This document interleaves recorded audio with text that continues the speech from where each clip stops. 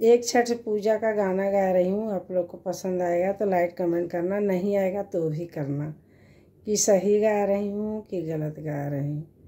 हम तो से पूछते भैया हो, हे केकरा लागी, हे करेलू छठ बरतिया हो केकरा लागी, हे करेलू छठ बरतिया हो केकरा लागी। हम तो से पूछिला तेवैया हो तेवैया हे केकरा लागी। हम तो से पूछिला सुनीता तेवैया हो केकरा लागी, हे करेलू छठ बरतिया हो केकरा लागी, हे करेलू छठ बरतिया हो केकरा लागी। अरे हम रोजे स्वामी कवन ऐसन स्वामी हो उनका लागी, हे करीला छठ बरतिया हो उनका लागी, हे करीला छठ बरतिया हो उनका लागी।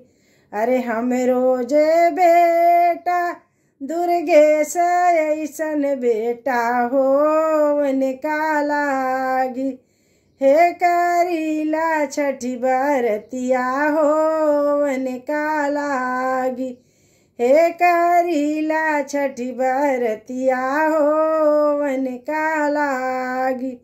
हम रोजे बेटी प्रियंका ऐसन बेटी हो उनका लागी, हे करीला छठ बरतिया हो उनका लागी। अरे हम रोजे दामाद रोहित ऐसन पुतवा हो उनका लागी, हे करीला छठ बरतिया हो उनका लागी। अरे हम रोजे बेटी प्रीतिया ऐसन बेटी हो उनका लागी, हे करीला छठ बरतिया हो उनका लागी। अरे हम रोजे दामाद सोहना ऐसन पुतवा हो उनका लागी, हे करीला छठ बरतिया हो उनका लागी, हे करीला छठ बरतिया हो उनका लागी। हम रोजे बेटी रोशनी ऐसन बेटी हो उनका लागी, हे करीला छठ बरतिया हो उनका लागी, हे करीला छठ बरतिया हो उनका लागी।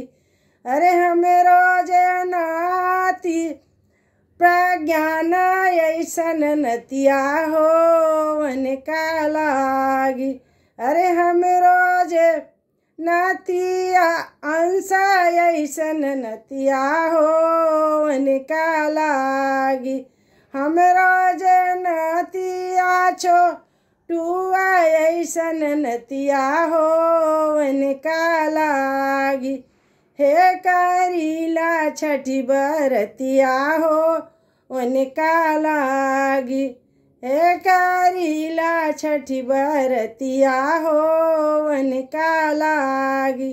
हम तो से पूछते वही सुनीता है तेवैया हो केकरा लागी, हे करेलू छठ बरतिया हो केकरा लागी। अरे हम रोजे भैया सोनुआ ऐसन भैया हो उनका लागी, हे करीला छठ बरतिया हो उनका लागी। अरे हम रोजे भैया भानुआ ऐसन भैया हो उनका लागी। हे करीला छठी बरतिया हो उनका लागी। अरे हम रोज भाऊजी गुड़िया ऐसन भाऊजी हो उनका लागी। हे करीला छठी बरतिया हो उनका लागी। हे ऋषिया ऐसन भतीजवा हो उनका लागी। हे काजला ऐसन भौजी हो उनका लागी। हे नीत हम रोज भतीजवा